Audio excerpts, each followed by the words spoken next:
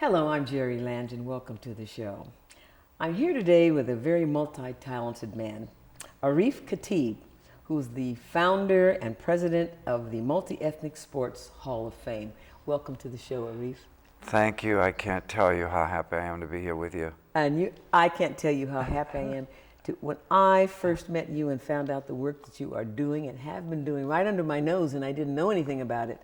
What a wonderful thing, and I'm hoping that we can get the essence of just some of the things that you're doing over the air today, because I know our public will want to help you do what you're doing, because you're at the essence of working with at-risk children, giving them the model of Olympic champions, taking them off the street. Who in America doesn't want to do that today? Because it goes cross racial lines, cross everything. It's in every single city that we're in. And so you are at the heart of the thing that America needs today. Thank you very much for that. You're welcome. So tell me something about the Multi-Ethnic Sports Hall of Fame. I think it was formerly African American Ethnic Sports Hall of Fame. So why did we change the name? Actually, it evolved a couple of times. It was the African American Sports Hall of Fame, which was going to be just for people of color and primarily people of African American descent. Then we moved it to African American Ethnic Sports Hall of Fame because we were involved in other ethnicities within the scope of what we were doing. We were having the Puerto Ricans, and so it then later on decided that we would change it once again. It was the African American Ethnic Sports Hall of Fame for about 9 years, and the last 2 years we've changed to the Multi-Ethnic Sports Hall of Fame. Now, how old is the organization right now? It's 11 years old. 11 years old. Okay, now, how did you get so many outstanding members on your board? I mean, they're just Hall of Fame people myself. I mean, Tony La Russa and Dr. John Carlos and all these. How did you get all these people? I carefully selected them for what I felt that they could bring to this organization with their own spirit, with their own achievements, and ways that they could encourage young people to reach for the stars. And I knew all of them for long periods of time. And so it was easy for me. I had more than I could really use, but I carefully chose certain ones. And when I asked them if they would be on the board, all of them said I'd be happy to. And then that's how it's done. And the board has been changed 2 or 3 different times, actually. But there's never been a shortage of people who wanted to come on board and help. What I like is that it's a very diverse board. You have lawyers. Yes. You have people who are PR people and have their own companies. Yeah. But what are some of the other athletes, the Olympic athletes involved on your board? Well, you have John Carlos, whom everyone knows from the 1968 Olympics and the so-called Black Power salute. John has been a friend of mine since about 1966. I was at the 68 Olympics when this happened, and I was at the airport when he arrived back in San Francisco with he and Tommy Smith. There was only 5 people there. There was another guy, Huell Washington. You know I know Huell Washington, who was sports writer. Who was a sports writer. Huell was there in San Francisco. And then later on, John's only been on the board for a couple of years, but later on I asked him if he would be on the board, because there would be benefits there for everyone. He was writing his book, and his book just came out, by the way, this month. And it helps bring visibility to his book and who he really is and the sacrifice that he made. And then there's Ron Davis, who is probably known best for the years that he spent in track and field with African athletes. He's known all over Africa. His name is, you mentioned Ron Davis in Africa. Everybody knows. Everybody knows. He was the assistant cross-country coach at Ohio State. He was on the first 1962 team where African Americans were on cross country and won the national title. It was at San Jose State, and at that time they said black people didn't run long distance. Well, they had 2 on that team, and they won the national championship. Ron, by the way, I'm really pleased to say, while we're on this topic, is going to be the assistant cross-country coach at Cal State Hayward. Oh, wow, that's great. And he's coming in next month, so he gets a chance to come back home after all his many, many travels. He's now working with a group in Mozambique who wants him to come over to Mozambique and Nigeria, but he'll be here with Cal State starting next month. Well, maybe we can do a show with him. Absolutely. I think that would be Do it. great, because he's been living for how many years in Africa? Wow, he's been 25 years. Well, we need to talk to this man. 25 years. Which country did he live in? He was in Tanzania, Nigeria, Ethiopia, Kenya, Uganda, at least those. I know for sure. Well, for sure, invite him on this show. We'd love to hear from him, because you see, this is how you find out what's really happening in Africa, because he's living there. Then we have another high jump from University of California at Berkeley, Gene Johnson. I know Gene. Gene performed in Africa and the Olympics. He's in our Hall of Fame. All of these persons I'm speaking of, by the way, is in our Hall of Fame. When they get in the Hall of Fame, they got to be on the board. Yeah. It seems that way. Gene has had an incredible career in track and field, and is very, very well respected in that. Oh, that's great. Well, now the good thing about this is that when you do these events where you give awards to women up to this point, when you've already had and when you'll be doing in October, we'll talk about later, you're fundraising for at-risk children. Yes. So you chose that, and tell us why you chose it and how it works. Initially, we were given scholarships. When we first started in 2001, our objective for the funds was to provide scholarships. Later on, it occurred to me that everyone was providing scholarships, or at least it seemed that way. Everyone was raising funds just for scholarships. And I thought that if we didn't do something for these young children before they reached that point, they would not be alive to take advantage of these scholarships. The 12 to 17 and 18-year-old now are being killed all across the country. Absolutely. And generally, when they are eligible to go on to college at 16 and a half and 17 and a half, and they're now looking towards getting a scholarship, if someone don't protect them, they won't be alive to receive the scholarship when they're prepared for them. So we decided to do an intervention plan to pick these young people when they're 12 years old or so, and make sure that they learn some life skills and that they learn how to basically to stay alive so that they could be here to receive these scholarships. And that's how the at-risk part came in. We call them underserved students. You know what's so great about that is these kids grow up and they give back too, because someone's given to them. Well, that's part of the criteria. Isn't that great? For them to be in the program, they must do that. They must volunteer 400 hours in 4 years. Oh, that's great. And then nutrition, we teach them nutrition. We give them jobs in the summertime and Christmas.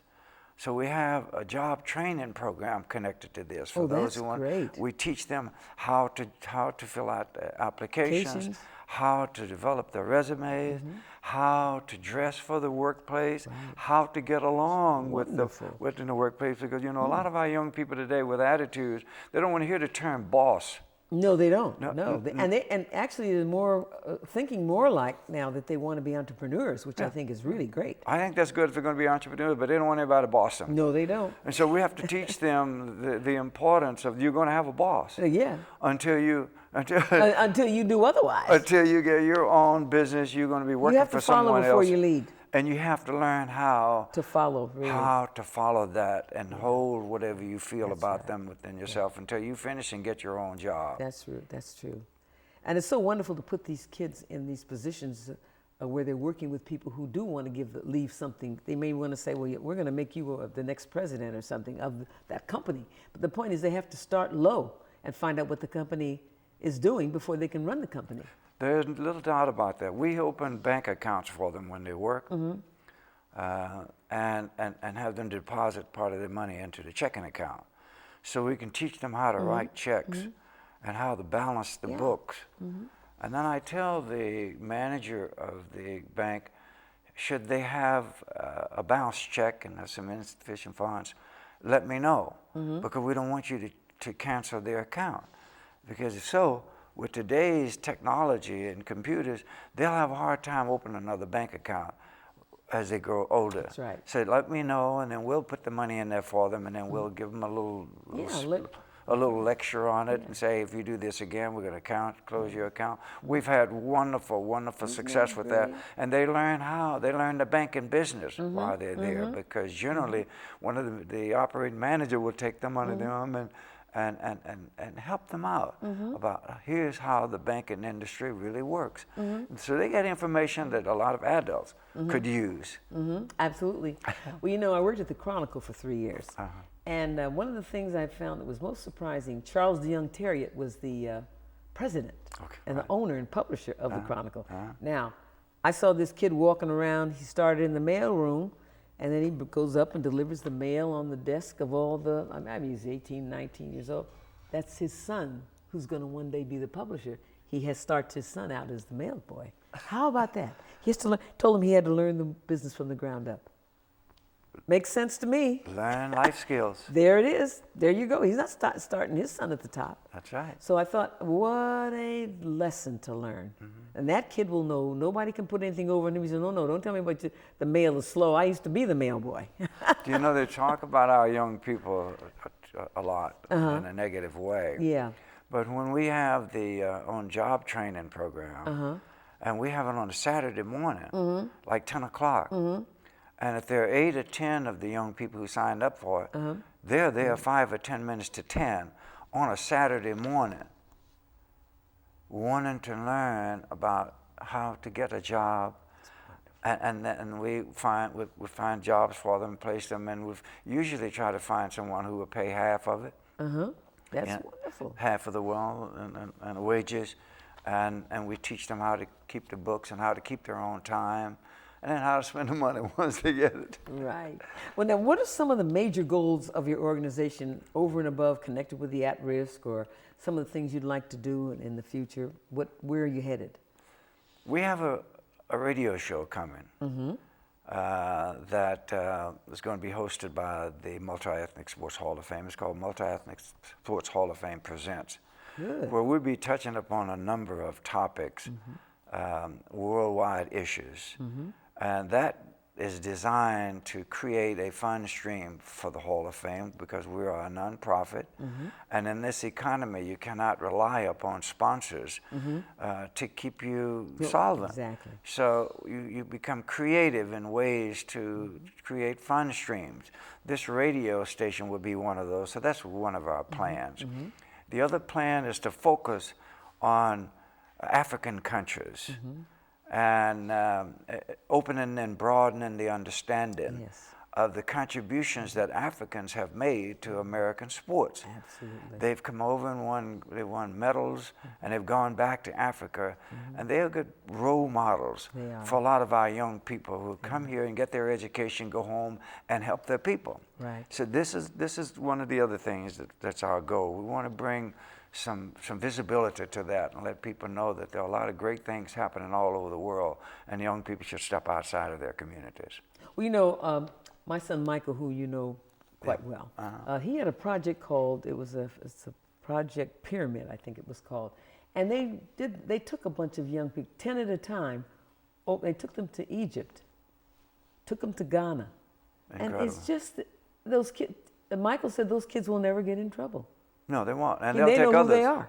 And they'll take others when they grow up. Exactly, because the whole idea is, what better than to go over there and see what people have built. For the first They time. saw the pyramids. They saw Ghana. They saw black men in power.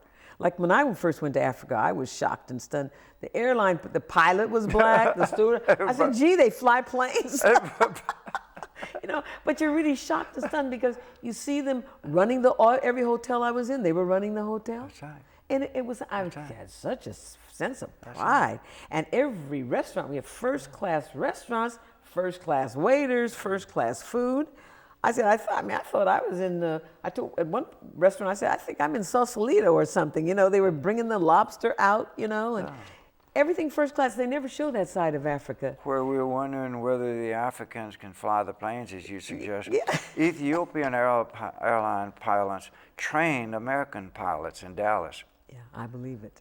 They trained them in Dallas, and they're the only airline that has a spare pilot in the first class.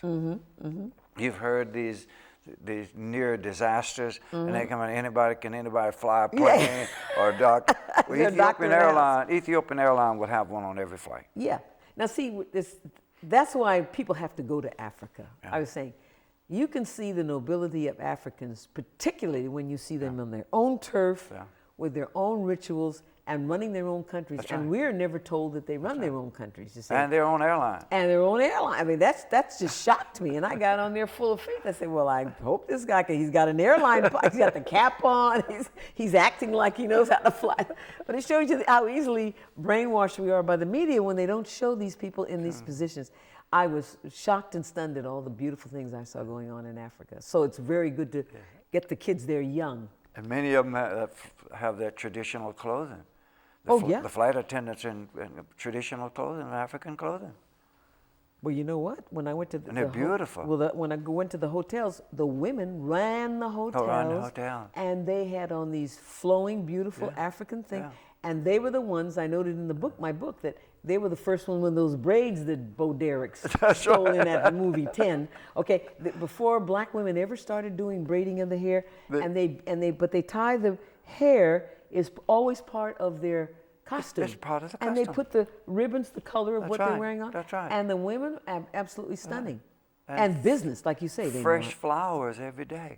That's it. In the hair. That's right, fresh flowers. Well, you know, Josephine brought flowers she married Napoleon. That's right. She's from the Caribbean. She brought the first roses. They've never seen that plant. They're planted in France right now in her honor. Josephine Baker did it all the time. That's right. She was in, Josephine Baker. So the world is changing. And I love it that these kids are going to get it younger than we did. We had to go grow up and get our own ticket over there. They'll be over there in their teens. That's right. And that's going to be very impressive. You're also involved in something called the Curt Flood Project. Yes. Tell me about Curt Flood. Curt was a good friend of mine. I got to know him very well. I'd pick him up periodically. He'd call me and ask me to pick him up. He said, I just like you and I like to talk to you. Yeah. So I'd pick him up and we would drive around and we'd come back to his house. He was a brilliant man. He was an incredible man. He talked about the problem that he'd had playing baseball and wanting to trade him to other teams, and he didn't want to go, that he wasn't going to go, and he was going to fight it. And he clearly understood the repercussions of that. Absolutely, he did. He knew that he would be blackballed and not play baseball again, but he was a person who made that supreme sacrifice. Yes, he did. $100,000 was a lot of money during that time to play baseball. He gave it all up. And so it has been kind of bothersome to me and troublesome to me that not many baseball players and others know the sacrifice that Curt made for them. Yeah, right. The hockey players, the basketball players, the Major League Baseball players, the NBA, they're all indebted to him. They're indebted to him, and they're spending money off the shoulders of Curt Flood. Because he took them off of a plantation, Absolutely. a sports plantation. Absolutely, absolutely. And not many of them, Jerry, know who he is to this day. They've never honored the name of Curt Flood. No, but there are a lot of them that have. They know. But not enough. Yeah. So, having said that, about 3 years ago, I thought of establishing an award in his name. Oh, that would be great. Because that would be one of the ways to help bring some visibility to him and the sacrifice he made. So I wanted to wait and see what really evolved out of that, because they have the Curt Flood Field, you know, in Oakland. Yes, they do. 8 out of 10 people don't know where it's at, but we do have one. So I spoke with his wife, Judy Pace, about it some time ago, because I honored Judy, by the way, with the Forgotten Hero Award in Palm Springs. So we took care of her, and she was accepted on behalf of Curt when we inducted him to the Hall of Fame. Wonderful. So I've decided, after the Home Box Office series, that now more people know who he is and what he did, to establish the Curt Flood Platinum Award. Oh, that would be wonderful. Now, what I propose to do with that, and I've contacted Judy and his daughter Shelley, because I certainly want them involved in, because Curt has a foundation in Los Angeles, the Curt Flood Foundation. It's a way to bring some attention to that and funds, is that each year in Oakland, in his home, we would have a major banquet and bring the most outstanding player from each of those leagues that I mentioned to come to Oakland and receive their award, the Curt Flood Platinum Award, on stage. That would be wonderful. The day before or the day after, we want to get together the press and entourage and go to Curt Flood's field. And we use these funds that's generated when it's not for the foundation to help maintain the Curt Flood field. Put up a billboard up there, a banner of Curt Flood Field, so everyone knows where the field is located. Right. Now that helps not only the athletes to better understand who he is, but the world. Absolutely. To know that Curt was responsible for the $250 million that they're Exactly. earning. Yes. They owe it to Curt. Yes. So the least they could do in this case is to help keep his legacy alive. That's right. And to help maintain his field. That's the plan that we have right now in place. You know, the first so- one was in 2012, by the way. Well, you know what's so good about what you're doing is sometimes you have to make the media do what they're supposed to do. And one of the reasons I think that the players didn't really honor him in the way that they should have is that they were never given the information that they should have had about what he meant to them. Oh, no. Some of the guys come in to get those big salaries, they don't even know why they have them. So what you're doing is really excellent, and I know that we'll be having the number of the multi-ethnic sports Hall of Fame number where people can reach you, because I know a lot of people will want to be involved either in the at-risk program that you've got. They certainly would want to be participating in the Curt Flood Project. And I want to know about the Women in Service Award that's coming up in October as well. Yes, tell us about that. How could you forget that when you received one on June 24th from us? Sure did. Women in Service Award with 9 other outstanding women. It's hanging on my wall. We have, well, they're going to have one hanging on their walls on October the 28th because we're going to do it again at the Waterfront Hotel. At the Waterfront Hotel. And Okay. this time we're honoring women from all the groups, all the communities. Oh, that's good. The Japanese, Vietnamese, Chinese, Filipino, white, African American, LGBT. Wonderful. All of them. Across the board. Across the board, we're doing 10. And You're gonna that do 10. month, October, is the Filipino American History Month. That's perfect. So they'll get some special stuff up in there. And more information on that will be forthcoming. We'll be sending that out in the next 10 days. That's great. And you know, I was thinking at some point that when your group gets together, when you at-risk kids, do you are these boys and girls or just boys? You mean for For the at-risk children? Oh, that you do? absolutely. Boys Yeah. and girls. Oh, boys and girls. Okay, because here the girls have these role models too to look at. Oh, Isn't that wonderful? After, you know, we had a couple of them there that day. Yeah. Yeah, we have the boys and the girls. Uh-huh. We put the emphasis mostly on male, but we have a number of females in there because they're the ones who really show up on a regular basis. And then we also have the counselors at the school to select them. So they don't select them according to sex, they just select them according to need. And then they send them to us for our program.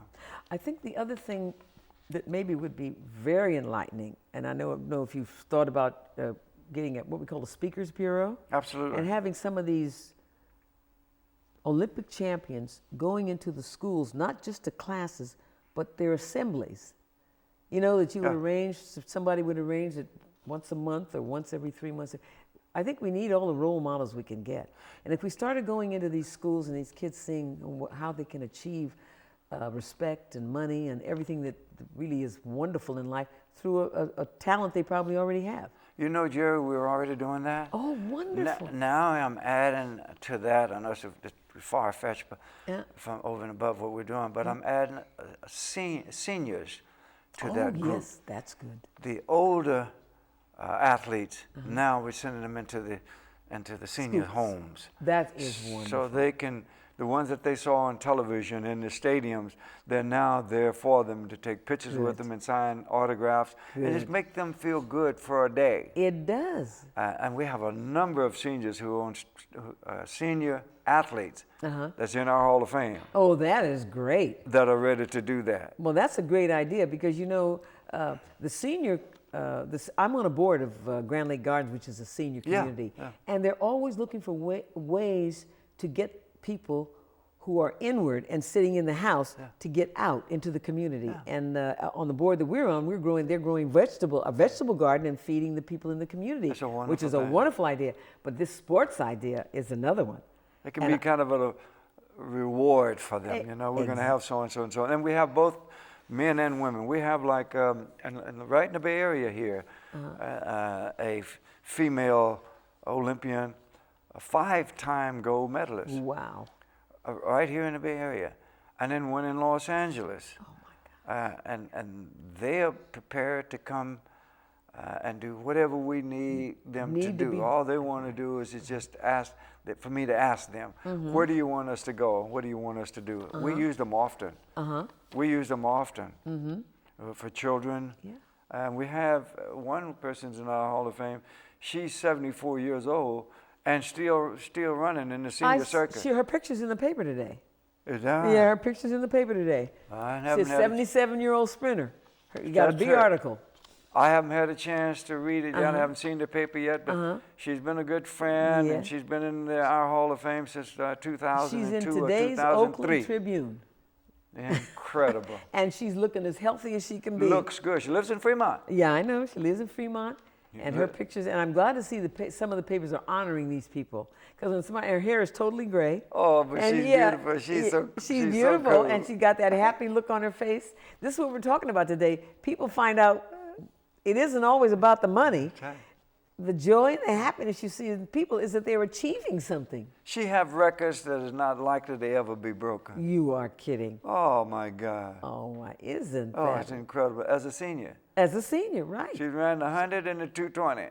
She's got this happy expression on her face, and it's full of joy. I needed her about 4 months ago. Yeah. For an event that we were having out at Golden Gate Fields. And she told me, she said, "Oh, Reef, I'm going to be running in Argentina. Oh, gee. So I won't be here." And some seniors thinking then they can't even get on the plane to get to Argentina. She's going to get off and run. I can't believe it. I hate to tell you that our time is up. It's just been like we're sitting in a living room talking about all these things. But I want to thank you so much, Anna Reef. I'm sure you want to give a little phone number that's going to be on the bottom of our screen, probably showing anyway. But where can people reach you? First, I want to say thank you so much for having me on your show. Okay. I've loved it. Thank you. You gave us so much information. It's absolutely my pleasure. Area code 510-452-2693. And we always encourage people to call, ask questions, and make suggestions and comments. And this is no exception. So we invite you to call us if you have any questions, if you need us to help you with anything. Give us a call. We're there for you. And your P.O. Box is 6363 Oakland 94603. And if you go to the website, all of this information is available to them. That's AfroSportsHall.com. AfroSportsHall.com. Send us a comment. Go over there and take a look around what we have over there for you. Look at some of these people we have over there and send us a comment. Wonderful. Thank you so much for joining us today. Okay. We'll see you next time. Thank you for joining us.